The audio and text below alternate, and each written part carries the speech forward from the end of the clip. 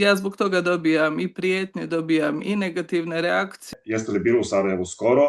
Ne, Mislite li ne i nemam da- namjeru da idem. Nemam namjeru da idem, zašto bi išao tamo gdje mi u stvari preporučuju da ne idem. Sve ono što ja kažem izaziva prijetnju.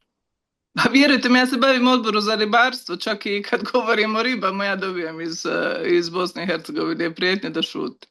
Te prijetnje u stvari su za mene samo razočarenje, jer gledajući sve ono što se dešava u samoj zemlji i što se u stvari, šta trpe građani Bosne i Hercegovine zbog tih gluposti, zbog tog načina djelovanja i zbog tog neangažiranja osjećam jedno veliko razočarenje, jer uvijek smatram da za svog života morate nešto ostaviti za sebe. Ja sam ostavila 2 mosta na listi svjetske baštine, voljela bi ostaviti Bosnu i Hercegovinu u Europskoj uniji, prava Hrvata u Bosni i Hercegovini izjednačeno kao što imamo prava svih u Europskoj uniji.